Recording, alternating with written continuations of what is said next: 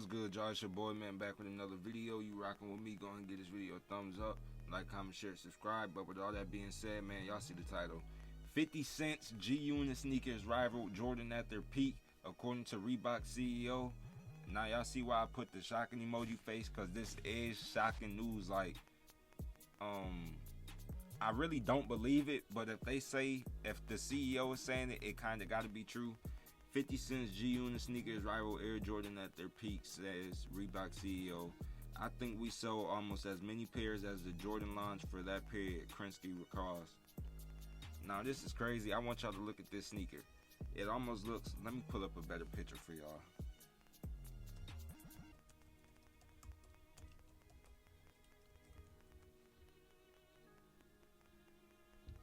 So these are what they look like right here.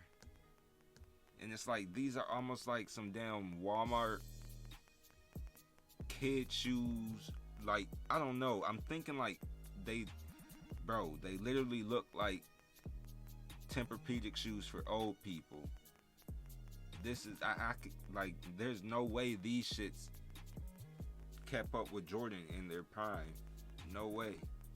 I don't believe it. But it can be true, man. The hip-hop culture was so strong back in the day. Like, back in the early 2000s, man, the hip-hop culture was super strong. And people actually are still selling these shoes. I'm sure you could even find a pair on StockX, probably. But, yeah, this not a shoe I would have wore. This not a shoe I would wear today, either. I'm not a fan of it. But I want y'all to listen to what the CEO got to say. He specifically said that they rivaled with Jordan at their peak, and that's something I just don't believe. But I want y'all to watch this, man. Shout out to Complex News for the clip.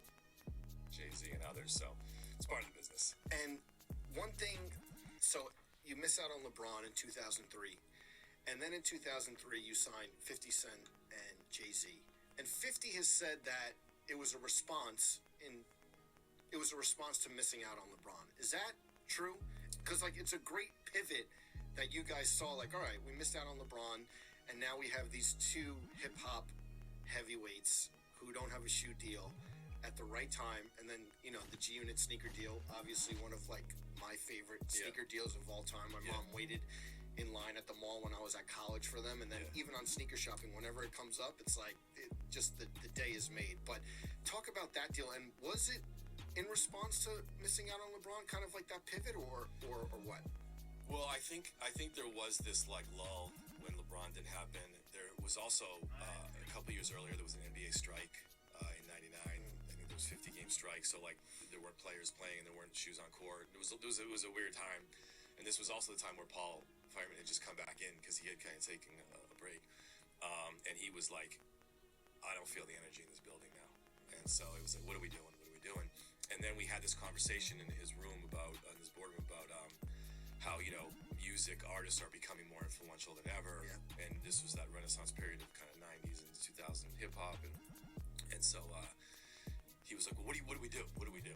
Is what he says, you know. And we were like, well, there's one guy that we really feel moves culture, but probably not going to happen. Yeah. And if it was anybody moving culture back in the early 2000s, it was definitely 50 Cent. They could have either did 50 Cent or Lil Wayne. And I think Lil Wayne already got picked up by a company, if I'm not mistaken. And he's like, who is it? We were like, there's a couple of us, like, it's Jay-Z.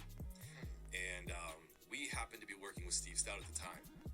And he was kind of working on the marketing with us. And Steve was in the, you know, he had just left music and he was now in advertising. Yeah. And he was like, well, I can get us a meeting with Jay. And the next day, I'm in Stout's office. I forgot about Jay-Z. Jay-Z was very influential too, back in the early 2000s. Y'all let me know who y'all think was more influential, man. Jay-Z or 50 Cent? Listen, Jay walks in, literally the next day. And then like, you know, when Jay, I'd worked with a lot of athletes, but when Jay walked in, it was somewhat of a surreal moment, you know, just being the same age and really having so much respect for him. And then, we ended up having like an hour conversation about just, it went right to sneakers. Yeah. It went right to the era of like the Gucci sneaker. Yeah. So that idea of tennis Gucci classic, tennis. Yeah. Takeoff was Right there. that first Because I meeting. asked him, like, well, what would you like to create? What do you like? And he was like, well, what I've always really liked was the most unattainable sneaker is this Gucci sneaker. And obviously I knew the shoe, so we started to really have a conversation about it. And then we kind of parted ways, and then the deal happened really fast. Like he wanted to do it, we wanted to do it. We had an idea. And I remember, we were in New York, and we were taking a Sprinter to Philly for an appearance at a store we had in Philly at the time. And, there was a lot of conversation about whether this was going to work. Yeah. Because even though it's Jay-Z, this hadn't really worked. I mean, Run DMC was promoting Adidas, but there hadn't there really was been a long time Yeah. before there were those big hip-hop Yeah. sneaker brand partnerships. Exactly, yeah. So we're pulling up to the Philly store, and he's like, I know how to sell music. I don't know. We'll see what happens. And then we pull up, and there's, I don't know, 10,000 people outside. The whole block is shut down. And he turns back to me and goes, I think this is going to work. Wow. And then I think it was one of the fastest sellings. I think we sold 15,000 pairs in 2 days or something like that. What was that conversation? Pre-online and Yeah. e-commerce, right? Yeah. When you had That is people don't understand nowadays because we got all this online shit, e-commerce. You could literally just sell stuff with a click of a button. But to sell 15,000 of anything back in the early 2000s is impressive. Your name had to be really ringing bells, and that's just impressive, man. had the idea that basically you wanted to copy the Gucci sneaker, that were like, hey, we're basically gonna knock off this already pre-existing shoe. Was everyone cool, or were you a bit worried about doing that? Well, I mean, we like to say we took inspiration. So, I mean, Jay literally said, if you upset, then sue me. yeah, He did true, say yeah, that. yeah. He did say that. He can say that. We had our So designers. what did he say? So I sampled the old Gucci shoe. If you upset, Yeah, so Sue yeah. me, yeah. Took the soul off the That was on, upset, then sue because he me. did an S. Carter mixtape. Yeah, Yeah, yeah, Which was of course. amazing promotion. Yes. And he mentioned it in there. I would say we felt okay because we were doing our own version of it. We had designers kind of look at how we could change it a little bit. So, but we knew it was the right shoe because it was the story. I still think even today, one of the problems with collaborations and artists is there isn't enough storytelling. And I think with Jay, he was in love with that product. He was in love with what it represented. So the fact that he could work with $1 billion company to create that, I think was special, and I think it was meaningful, and I think people understood it. But you also were able, didn't you were able to take the Jay-Z thing and shift it to basketball, and you had Yeah. Jamal Crawford as Yeah. the Yeah, signature. Crossover mid, right? Crossover mid, yeah. So what happened was, he was so big in sport, and everywhere he went, everywhere we were in appearances, athletes would just come see him, and he had a strong connection to basketball. So why don't we try this? And so we're like, what kind of athlete would we want? And Jamal Crawford, kind of that smooth, kind of two-guard type player, fit the profile. We actually did an ad too. We did an ad where he was kind of the GM in the back, and Jamal Crawford was playing. And we did an S. Carter mid with a strap. Yeah, it did really well. A couple other players wore it too, like Kenyon Martin and a bunch of other guys wore it as well. Yeah. Did you sign 50 Cent before or after the Reebok deal happened? I feel like they were After the J deal. after the J deal. It was slightly after. Yeah. It was slightly after, and Jay was cool with it. And How were those meetings? 50 meetings. Yeah. It's very interesting.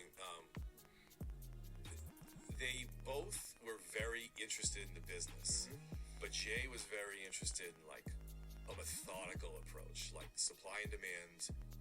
You'd say to Jay, "Hey, we're gonna do 2 colors," and then usually you launch a 3rd color. That's what you do. And he's like, "Why? Why are we doing a 3rd color?" He taught me a lot even back then to kind of challenge the norm, because he didn't want to fall into any of the way the game is played. So he's like, okay, a basketball player may have 3 drops before a holiday. Let's do something different, So he was very methodical. He was very into supply and demand. He was very into distribution. Where are we selling this? And, let's talk about where we're going to put it around the world. And 50 was also incredibly immersed in the business. He came to every meeting on time, ready to go. And his first question, every meeting, was, how many pairs we sell this week? I'm not exaggerating. How many pairs we sell this week?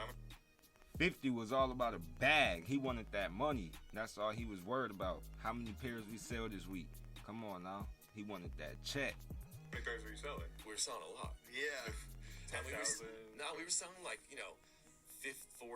50,000 per color at a time. A week. We actually for like the season. Yeah, the yeah, season. okay, yeah. But like there was one, and he was always say, "Well, how many Jordans sell this week?" Ha, I love it. I'm telling you, he was literally asking that every week, and or every time we had.